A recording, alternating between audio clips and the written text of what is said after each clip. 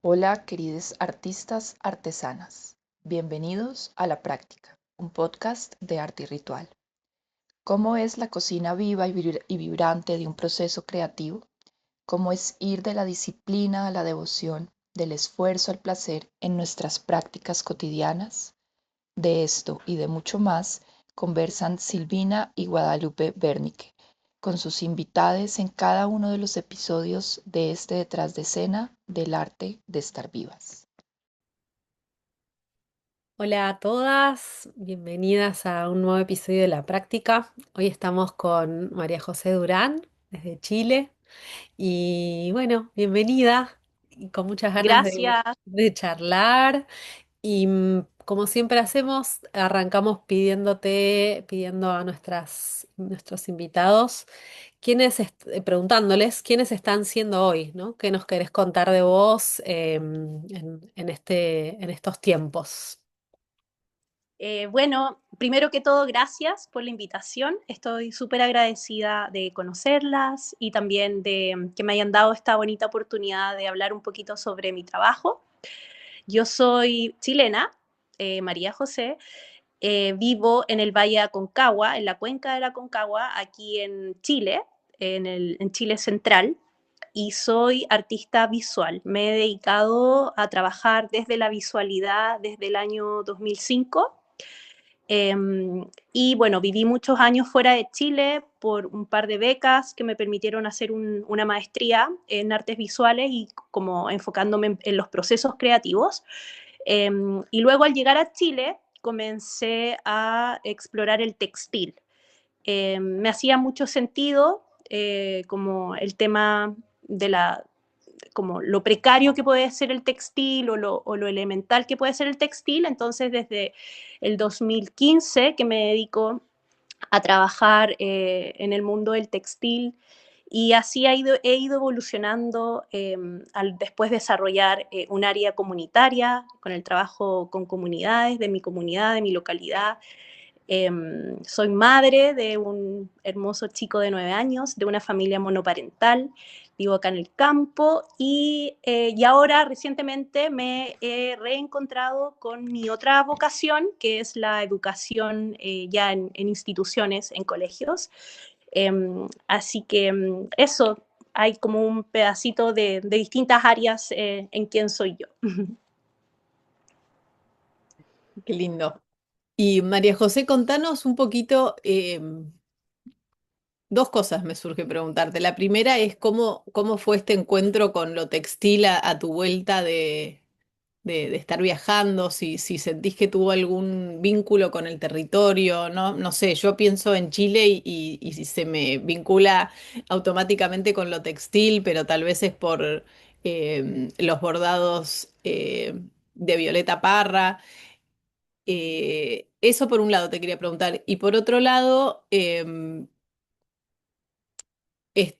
contanos un poquito cómo es tu territorio, ¿no? Cómo es este valle que nos contabas hace un ratito, para que nos lo imaginemos. Ok.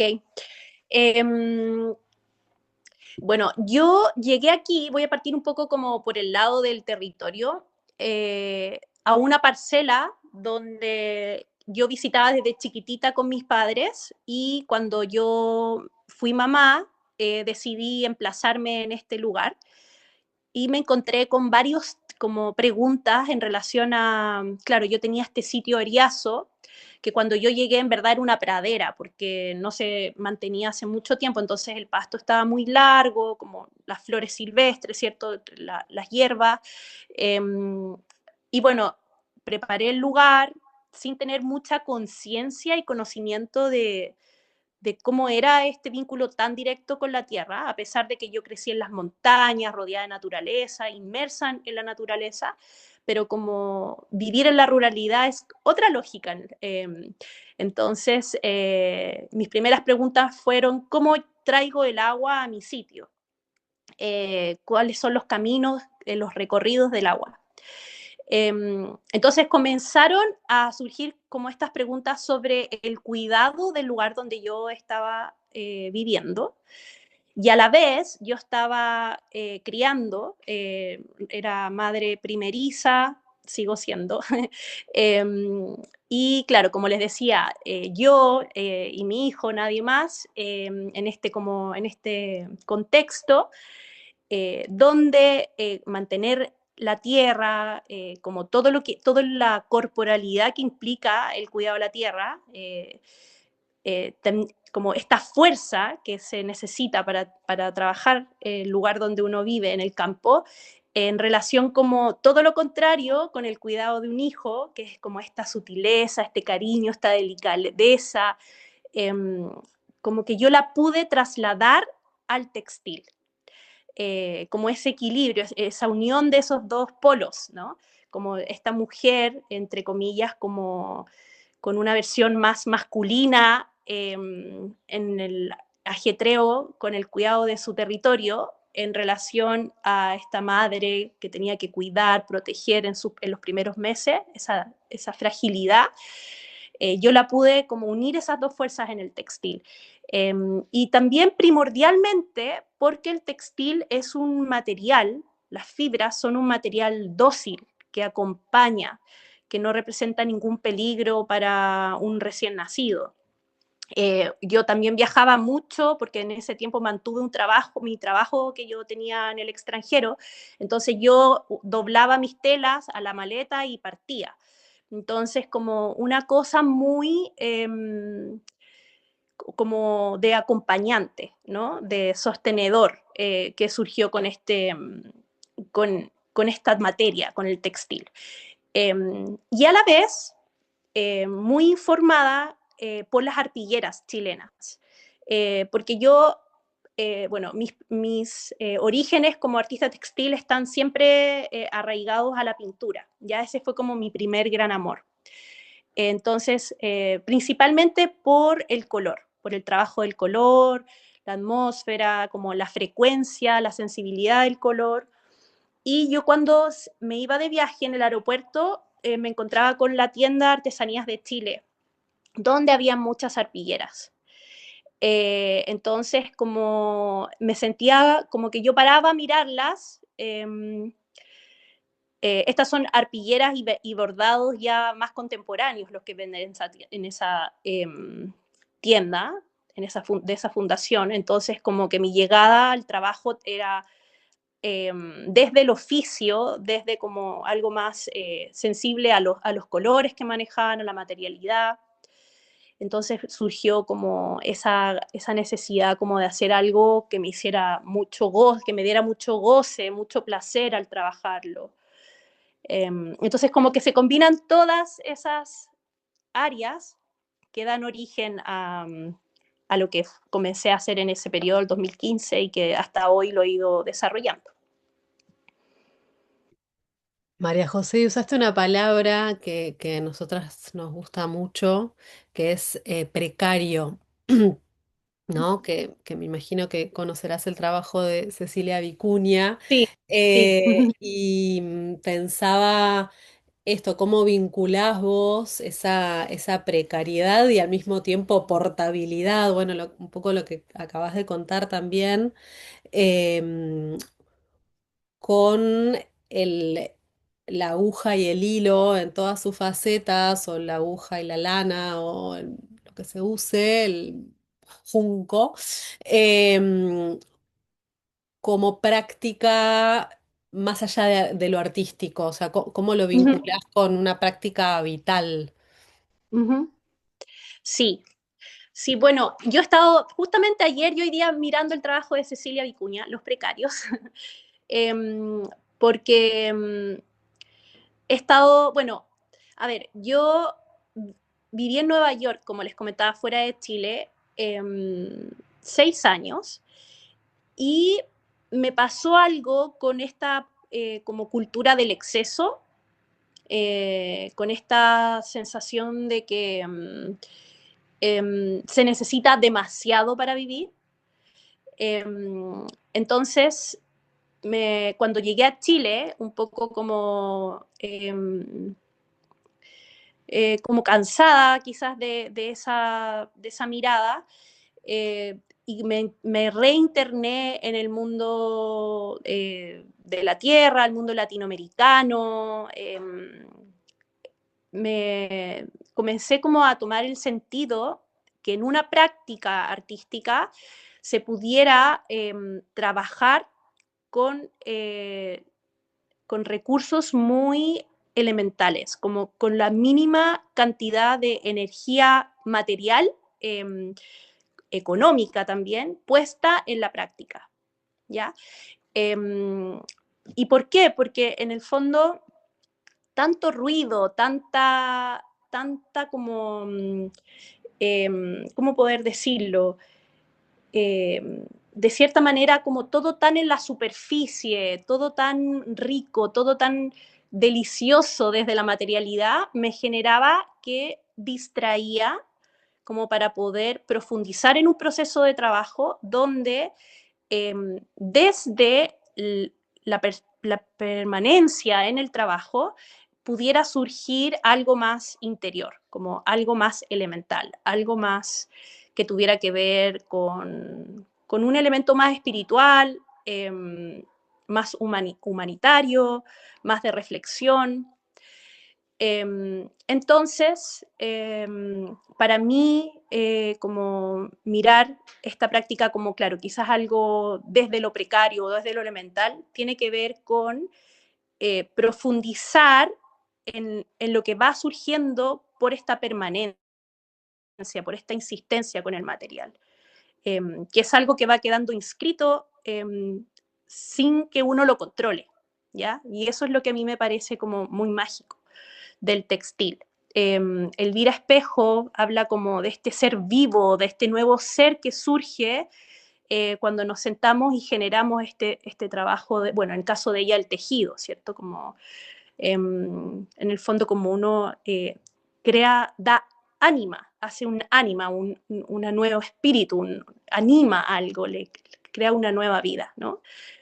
Entonces siento que lograr eso desde lo más elemental o que lo más elemental permite entrar en esa conversación. Existen menos distracciones con lo técnico que puede llegar a ser quizás ocupar algo muy específico o muy rico, no sé, como estoy hablando como cosas como desde muy la tecnología o materiales que son muy elaborados, ¿ya? O muy sintéticos. Eh, eso. Mm. Justo que la nombras a Elvira Espejo, me encanta ese concepto de ella, de la crianza mutua, ¿no? Y justo vos Ujú, hablaste de que apareció medio justo con la crianza de tu hijo, y ella habla esta idea de que uno cría de algún modo el material y el material te cría a vos, ¿no? Como esa idea ujú, de mutualidad con esta visión en donde ya los objetos tienen como una entidad mucho más sagrada, ¿no? Como que son casi sujetos desde su ujú, cosmovisión, y pensaba bueno, ahí también como esto de que vino junto con la crianza de un hijo, ujú, bueno, no sé, Sí, interesante. y yo también pensaba mientras nos contabas esto,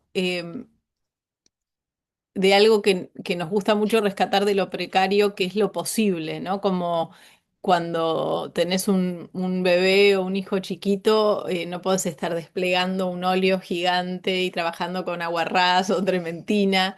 ujú, Y qué hermoso cuando encontrás algún material, algún elemento que te permite esa convivencia, ¿no? Entre lo blando y los riesgos, ¿no? De que un bebé te agarre los materiales. Yo siempre me acuerdo cuando mi hija tenía meses, me agarró un frasco de trementina y la vi toda embadurnada con trementina y entré en pánico. Por Ay, suerte había no. sido como un fondito de frasco, pero siempre me preguntaba como qué puedo estar haciendo ahora que sea más fácil para todos los involucrados. Y a veces cuando el material eh, te es propuesto por el contexto, ¿no? Por la situación, se arma ahí como un vínculo de reciprocidad muy mm, lindo. Y también nosotras que solemos acompañar personas que están queriendo crear, muchas veces hay como una limitación inicial de no, pero tal cosa no puedo porque no tengo el proyector tal o no tengo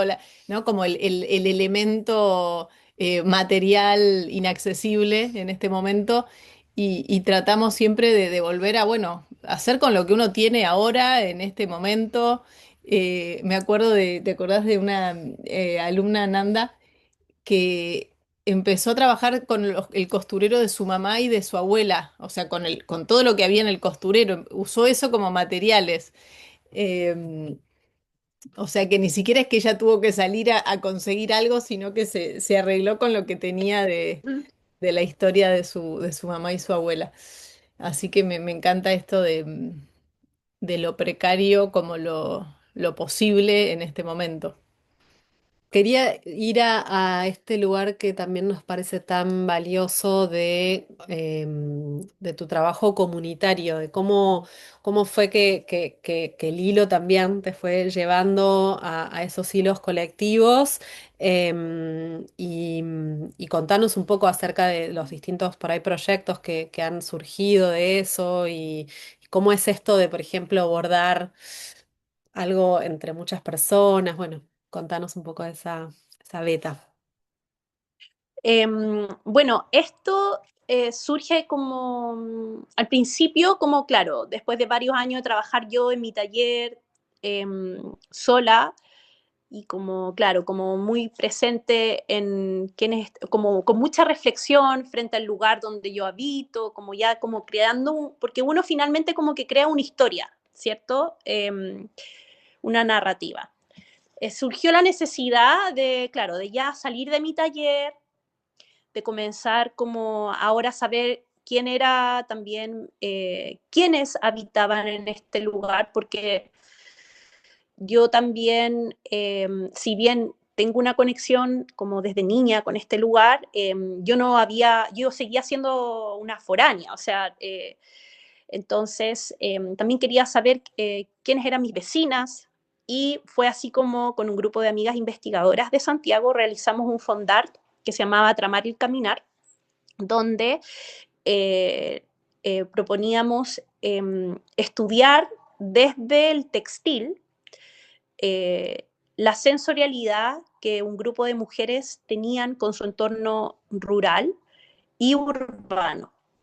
Entonces nosotros planteamos una serie de preguntas, de ejercicios a este grupo de mujeres, que uno era en Calle Larga, donde yo vivo, y otro en Santiago, en un sector sumamente urbano, en la Florida, y desde ahí generar como una serie de trabajos que nos permitieran visualizar cómo se desarrollaba el mundo sensorial de estas mujeres en su entorno urbano y rural. Y bueno, y de ese proyecto, el grupo en Calle Larga tomó como fuerza, ¿ya? Como que nosotros convocamos a un grupo de mujeres, no necesariamente con experiencia en el bordado, pero que sí fuesen oriundas de este territorio. Y fue surgiendo que a medida que pasaba el tiempo, ellas fueron como presentando cada vez más interés en el trabajo, fueron cada una desarrollando un lenguaje como muy personal en cómo desarrollar estos ejercicios que tenían que ver con el bordado, algunas como que hacían como collage textil, entonces como que cada una se fue interiorizando en su práctica. Y en las conversaciones, miles que surgen cuando uno borda juntas, ellas comenzaron como a pensar cómo era el Calle Larga de antes, porque todas habían crecido acá en Calle Larga. Entonces, ya en un minuto en que ya estaba terminado el proyecto con mis amigas de Santiago, yo a las chiquillas le dije, ¿saben qué? Postulemos a un fondarto. Como que tenemos suficiente para hacer algo. Y nos fue bien en la postulación, nos fue súper bien. Entonces, así fue como el 2025 desarrollamos, no, miento, 2024 desarrollamos nuestro primer fondart. Fue súper bonito, como varias, o sea, lo primero era que para mí este era como mi primer fondar que yo llevaba sola, sin el grupo de mis amigas en Santiago. María José, Y perdón, te hago como, un paréntesis. ¿Querés contarle a la sí, gente de fuera de Chile en qué consiste un fondart como para ah, por ahí que sí, les sirve el contexto? sí.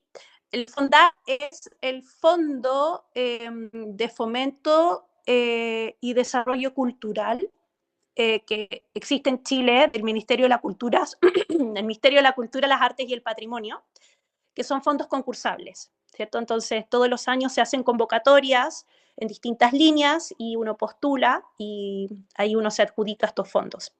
Nosotros nos adjudicamos un fondo de artesanía, de creación en artesanía, de 25 millones. Entonces, para mí igual fue como súper impactante como darme cuenta de que a través de este trabajo yo no solamente iba a como generar una obra textil, sino que iba a poder pagarle a mujeres que no habían nunca recibido, o sea, nadie había sido remunerada por bordar, lo que para nosotros, y hubiera una buena remuneración, entonces para nosotros eso era como súper poderoso, como el valor de que estén valorando tu trabajo, por reunirte 2 veces a la semana, 3 horas cada día a solo bordar.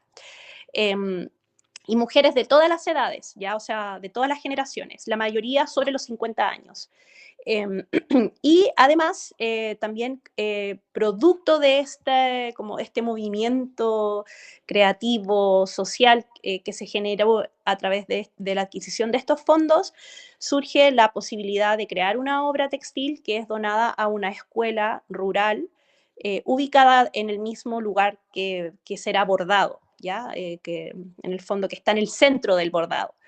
Una escuela rural municipal, patrimonial. Entonces,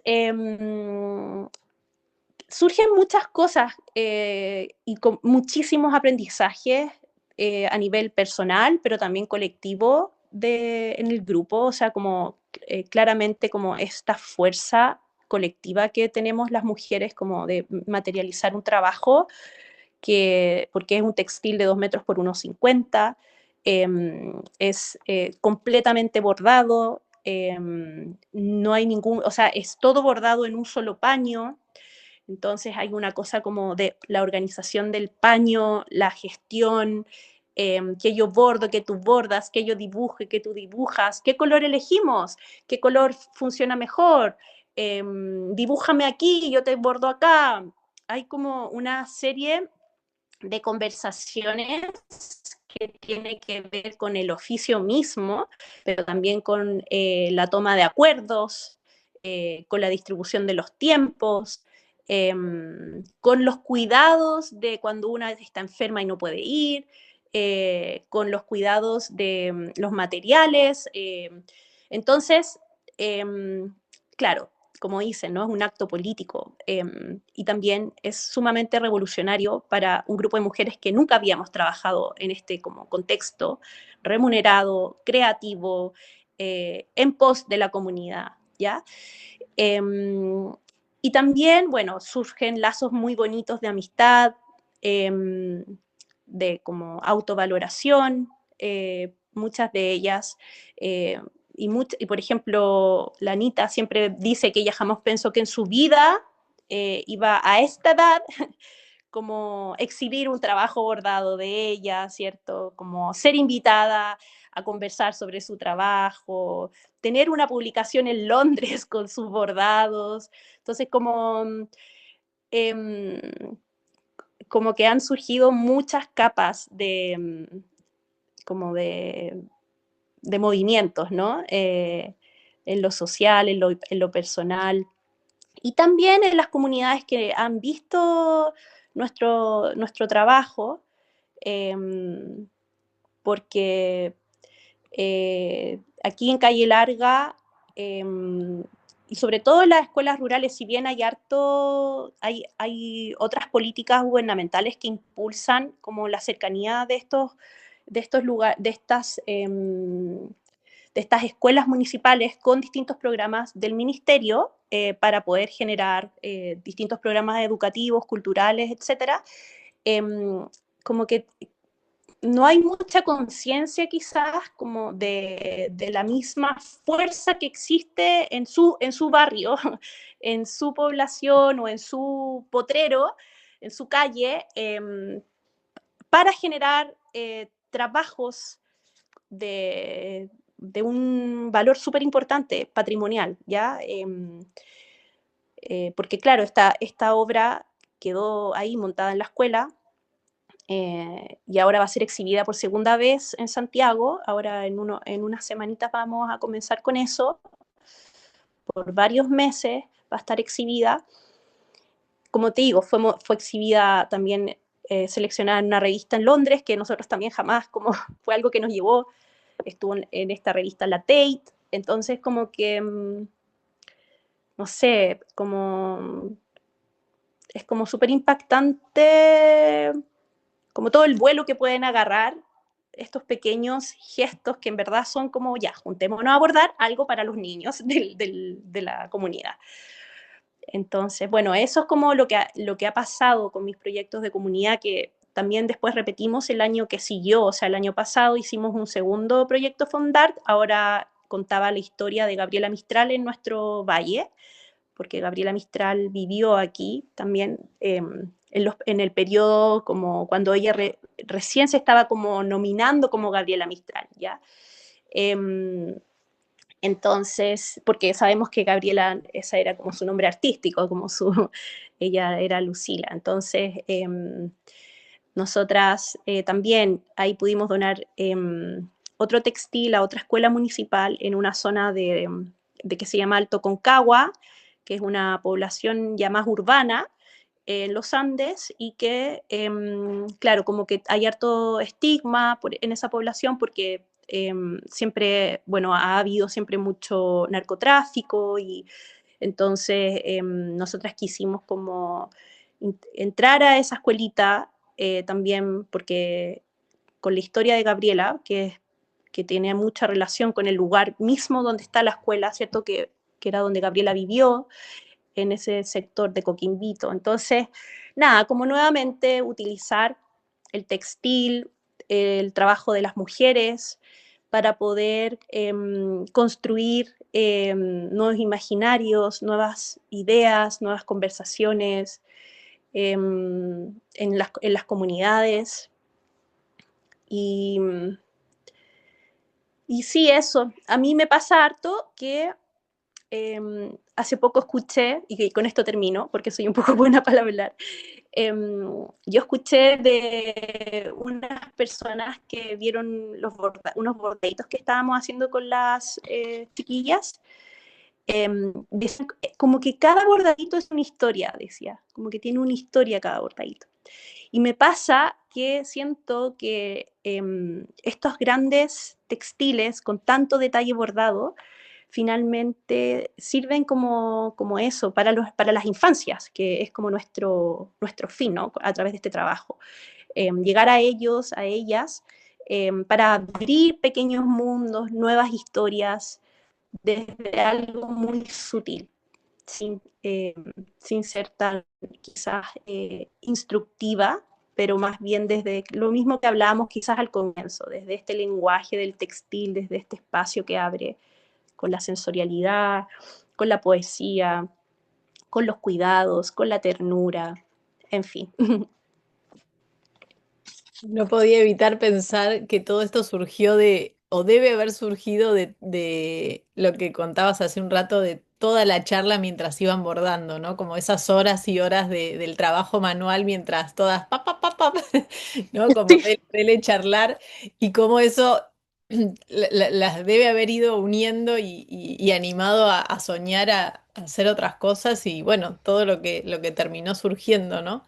Sí, Una red de vínculos y de acciones sobre la comunidad y esto también lo que contabas al principio, ¿no? Estas tareas de cuidado terminaron como desparramándose mucho más allá de ese hijo, ¿no? Eh, exacto.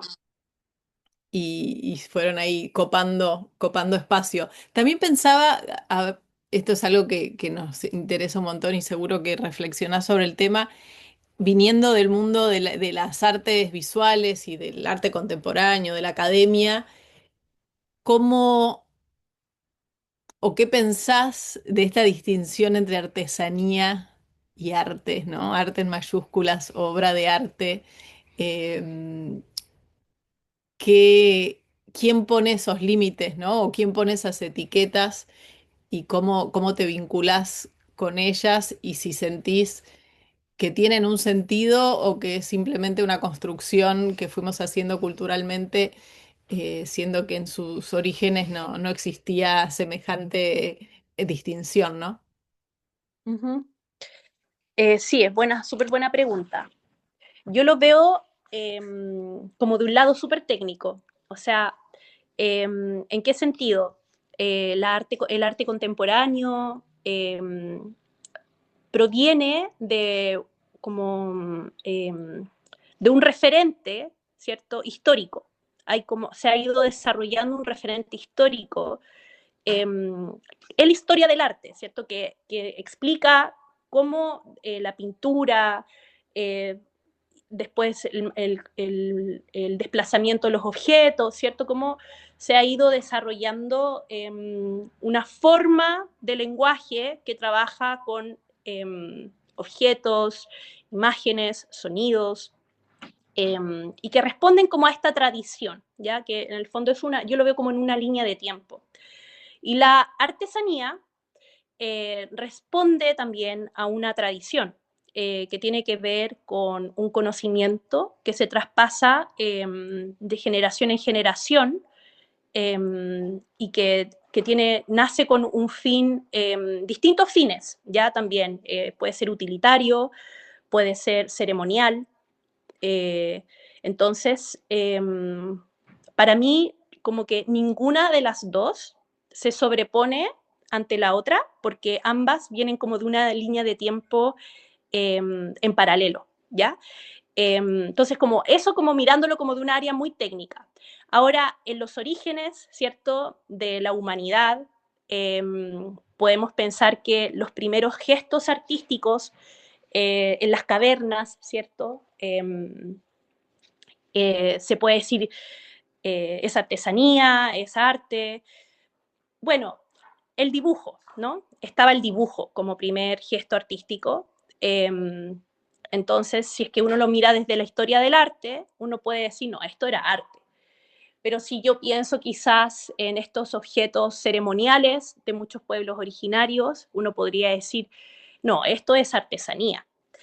Entonces, yo ahí, cuando nos vamos como al origen de las creaciones humanas, eh, yo ahí pongo como la palabra arte con mayúscula y no, como que no la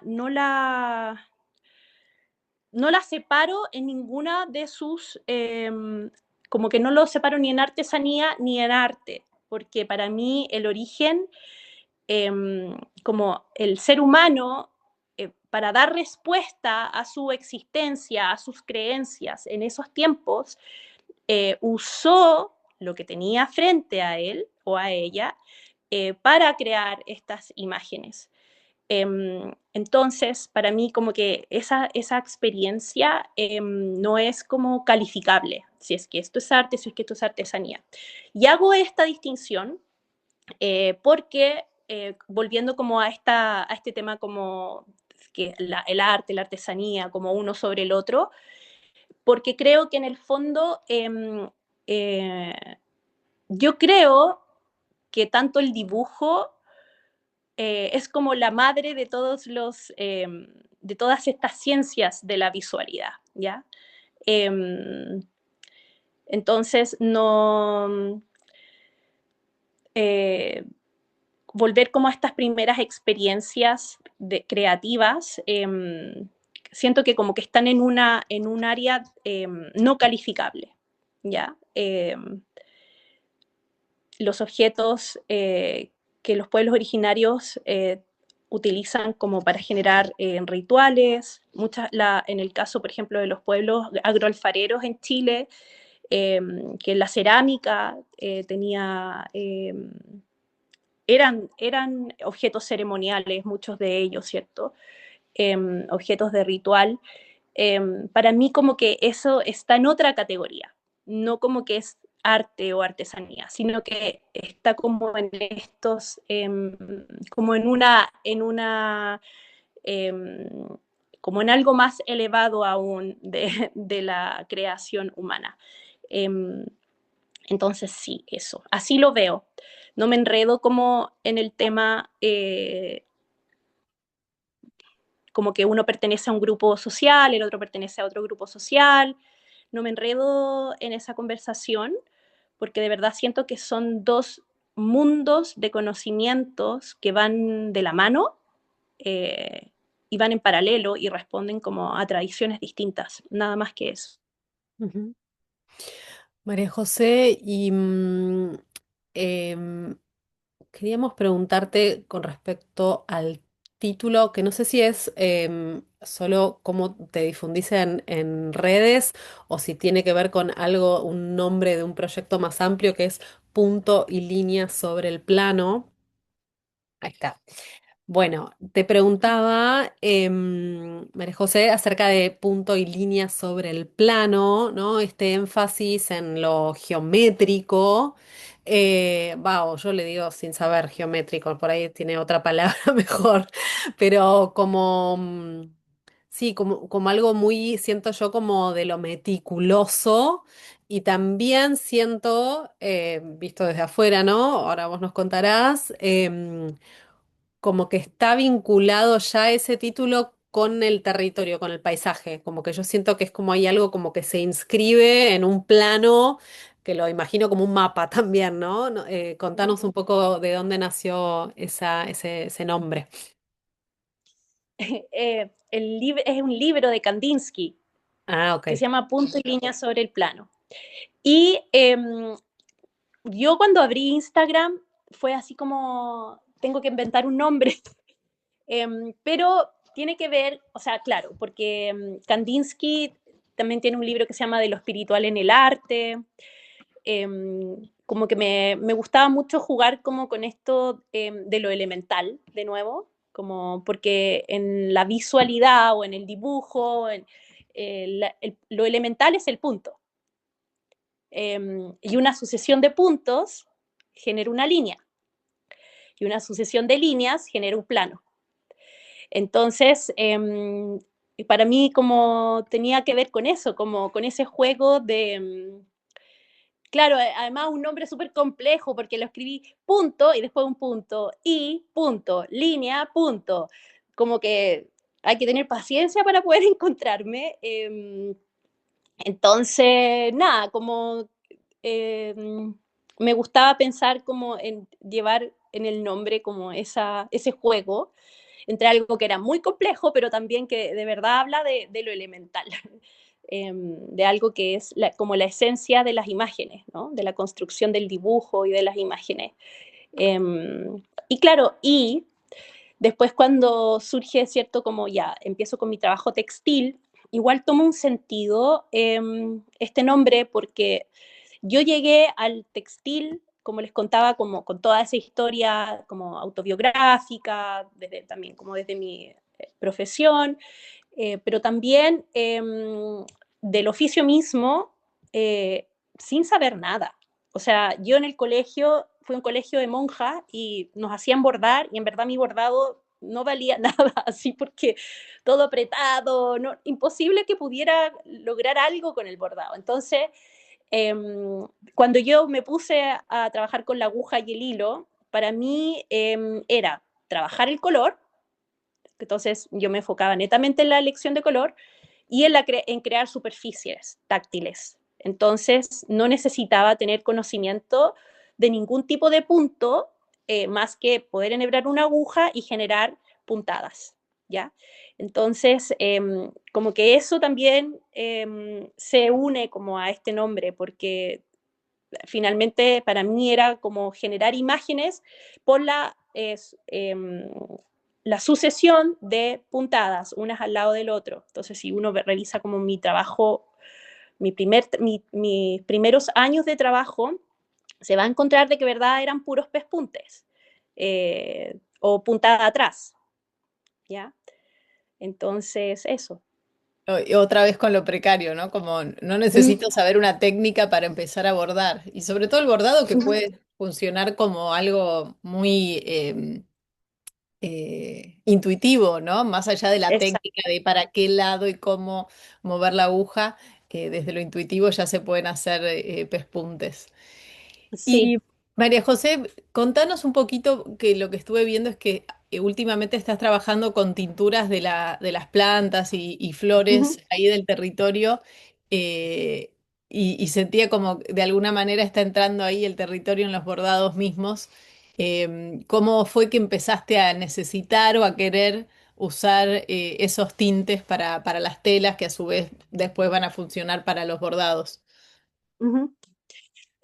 Bueno, yo, como les contaba, mi especialidad cuando estudié la licenciatura en arte fue pintura. Entonces, como después cuando entré como a trabajar con el textil, como mi brújula o mi guía era el color. Entonces, hubo un minuto en que quise trasladar como este trabajo que yo hacía con las puntadas y con pedacitos de tela que pegaba, así con pespuntes, ¿cierto? De color, lo quise como comenzar a explorar con los tintes naturales y esto coincide que fue en la época de pandemia, ¿ya? Pasaba mucho tiempo en casa, me acuerdo que en esa época me fui un periodo a vivir con mis papás acá también en el mismo valle, en el mismo sector.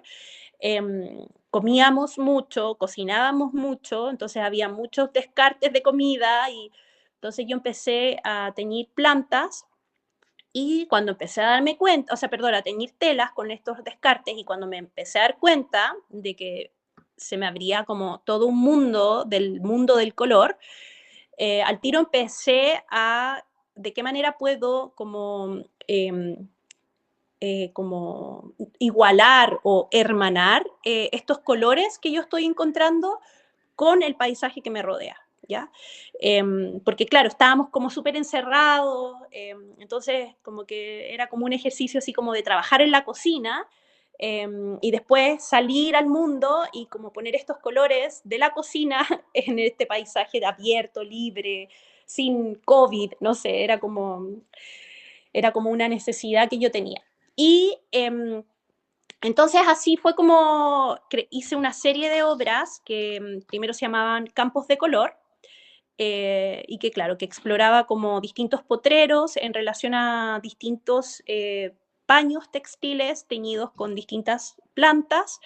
Eh, y claro, y esto yo los ponía en el paisaje y los registraba. Algunos eran como más performáticos, donde está mi cuerpo involucrado, eh, también como con palitos, montándolos, nuevamente algo como súper elemental, rudimentario, precario, y nuevamente abordando el trabajo desde la intuición, o sea, sí hay que mordentar sal y vinagre o como, o sea, ni siquiera una investigación antes, como no necesito hacer esto, lo hago. Eh,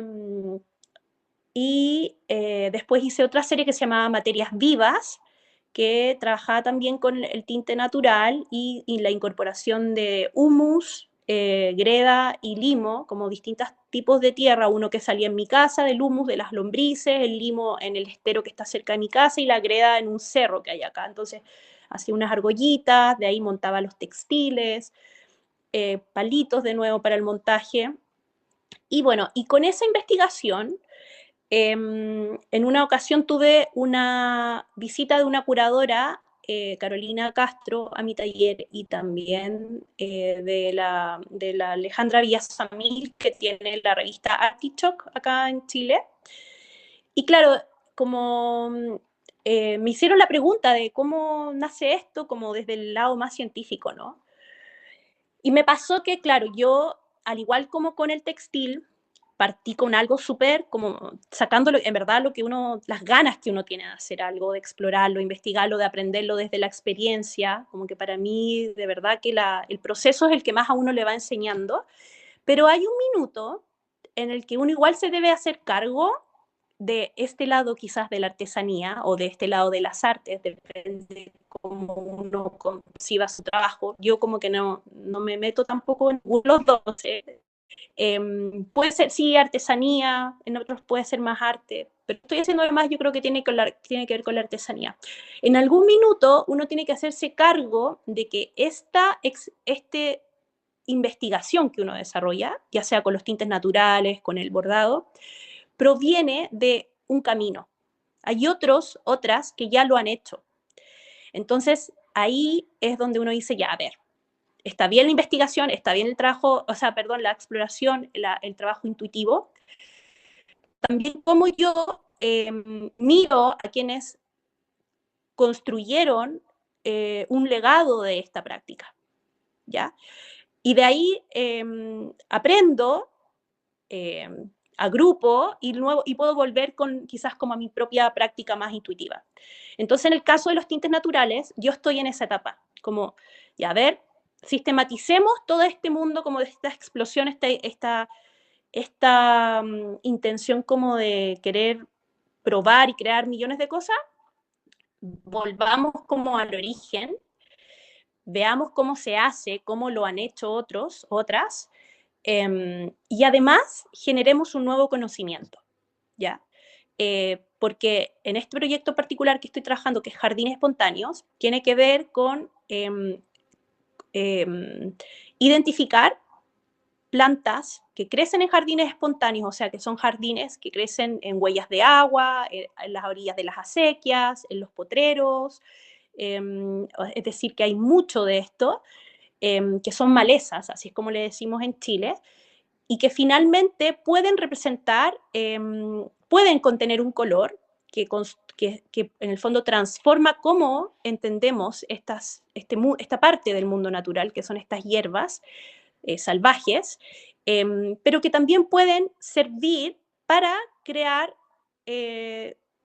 procesos creativos en las comunidades. Entonces, claro, yo me detengo, miro como la tradición del teñido natural, aprendo de eso, pero además estoy generando nuevos conocimientos, identificando estas plantas, con el fin de que yo, a fin de este año, en diciembre, pueda hacer 2 talleres en mi comunidad, y donde yo pueda montar una serie de obras que voy a crear con estos colores, una serie de obras bordadas, unos herbarios con las plantas, los colores, y entregar este conocimiento para que quienes quieran hacer uso de él puedan utilizarlo y empezar a generar nuevos lenguajes, nuevas prácticas que puedan existir en mi comunidad, porque todavía yo sé que hay muchas mujeres tejedoras, por ejemplo, acá.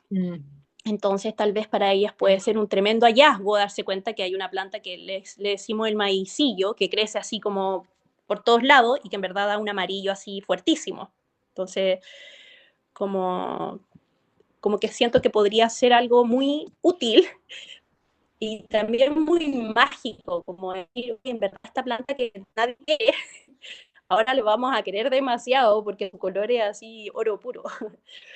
Acá hay un investigador, ahora Entonces, falleció, un biólogo, Eddie Rapaport, que estudió las malezas y él le llamaba las buenesas. Les hizo una inversión de nombre por todas las propiedades que tienen, sí, ¿no? Y están sí, mal llamadas malezas porque, bueno, crecen de la nada e invaden otros cultivos, pero invaden. definitivamente están llenas de tesoros para a la mano, al alcance de la mano. Sí, Sí, pensaba que vos con los bordados trabajás mucho con la memoria, ¿no? En esto de como de reconstruir la memoria y cómo esta otra faceta es como entrar en contacto con una memoria como ya más allá de lo humano, ¿no? Y con una información que nos traen, en este caso el reino vegetal, mineral, y que a su vez esto que propones como de devolverlo, como para también seguir por un lado, que me pareció muy interesante decir, bueno, o sea, ya jugué, ya exploré, ahora a ver, no voy a seguir inventando el agua caliente, cuál es mi legado, que yo eso en mis talleres de escritura puntualmente lo veo mucho, ¿no? Como gente que arranca a escribir sin haber leído. ¿No? Y yo digo, qué genial, porque hay como una impunidad, hay un desparpajo, una frescura que es maravillosa, pero yo les digo, eso sirve hasta un punto. Después hay un momento del camino que hay que empezar a leer, chicas, o sea, no puedes seguir escribiendo sin leer, como que Sí. porque, por esto que vos decís, o sea, no puedo negar, y porque aparte después o sea, llegás a un punto donde hay algo que se empantana, me parece, donde como ese propio juego se vuelve, sí, como más el juego de una locura que no tiene raíz, ¿no? Pero lo vinculo esto con la memoria, ¿no? Como ir creando estos o sea, nuevas técnicas, que son nuevas prácticas, que es una nueva memoria también que se va tejiendo, ¿no? Sí, es que finalmente son formas de conocimiento, o sea, entonces, como el trabajar como más intuitivamente sigue siendo también una forma de conocimiento, solo que es más difícil de transmitir. Mm. Como si es que alguien quiere adquirir esa forma de trabajar, entonces yo siento que hay algunos medios, algunos lenguajes, como el caso de los tintes naturales, que sí tienen ese potencial para ser transmitidos, porque de verdad uno trabaja con recetas. Entonces, es como, bueno, volver a la cocina, ¿cierto? Entonces, y es súper lindo, porque, por ejemplo, yo pensándolo desde el punto de vista nuevamente, de la pintura, o sea, em, como que hice una selección de los colores que me gustaron, entonces ahora yo tengo, ya, este color representa esta planta la trabajé en este porcentaje de la fibra, con estos taninos, entonces, puedo replicarlo. Entonces creo que eso es súper impresionante, como em, porque después yo le puedo pasar esa receta a una vecina y la vecina decir, ya, ok, voy a teñir mi lana con este, ¿me entiendes? Entonces, claro, siento que, claro, son distintas formas de moverse en el hacer, en los procesos, que es como lo que a mí de verdad más me interesa, o sea, como que más que allá el resultado, como que siento que los procesos está todo el potencial. Y esos pueden ser como, claro, procesos súper analíticos y estudiados, o procesos libres, intuitivos, llenos de fuerza, pasión, impulsividad, curiosidad, juego, todas esas cualidades. Tal cual. Bueno, María José, un placer enorme. No sé si querés agregar alguna cosita más. O sea, yo tengo ganas ya me tengo una lista No, yo quiero, de yo quiero preguntas. preguntarle algo que hacíamos, que a veces terminamos las entrevistas así, pero hace mucho que no, Mm. que es para cerrar, preguntarte de todo esto que nos fuiste contando, ¿en qué estás poniendo tu atención hoy o últimamente o en este último tiempo? Estoy poniendo atención a dónde están, claro, estos jardines espontáneos que están creciendo por todos lados para ver qué nuevas plantas crecen por ahí. Y también tratando de equilibrar como esta nueva etapa, principalmente de la educación de adolescentes en una institución formal, cómo transmitir como estos conocimientos, esta pasión, este amor por la creación que siento así como muy profundamente a estas nuevas generaciones que al menos acá en Chile y lo que yo veo es que socialmente como que el arte de verdad no está tan, no se ve como lo que realmente es, ¿ya? Como que, y esto lo veo como algo muy concreto, desde como las políticas culturales, ¿no? Como disminución de presupuesto, cada vez que surge como algún fondo que financia algo que quizás no cumple con las expectativas de la comunidad, al tiro como que se tiran todos encima, entonces siento que o sea, estoy con mucho foco en eso, como en tratar de dar a conocer que cómo la creatividad, cómo la creación, desde las artes, desde la artesanía, eh, de verdad es una tremenda herramienta social para el desarrollo humano en todos sus niveles. Entonces sí, estoy en eso y apasionada con este descubrimiento de los colores, como que estoy así con mucha fuerza, súper cansada igual, porque con el ritmo sin parar, pero súper feliz, como muy, me siento como que hay demasiado que hacer.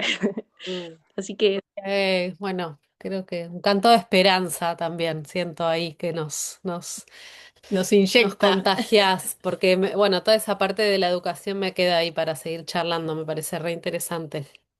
Ahí como sí. crear nuevas pedagogías para estos tiempos, creo Sí, que y para es. estos adolescentes, ¿no? Mm. Porque creo que es bien Sí. distinto la etapa escolar, así los primeros años de escolarización, con la adolescencia, que ya están completamente atravesados por la tecnología, y por la cultura en la que está emplazado. Uf, sí, Así Tremendo. que eso sí. lo dejamos para otra charla, Una que Hay charla estaría un tema bueno enorme tenerla. ahí.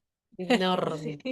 Bueno, María José, qué Muchas placer, gracias. que bueno, obviamente vamos para que te conozcan quienes no te conocen, poner ahí El link. links Sí. a tu trabajo y bueno, muchas ganas de seguir ahí tejiéndonos de un lado de la cordillera al otro y ya nos veremos en persona algún día. Sí, qué lindo, muchas gracias. Voy a estar atenta para ayudarles a difundir. Y Dale. eso, Bueno, qué lindo. Gracias. Gracias, gracias por gracias. todo.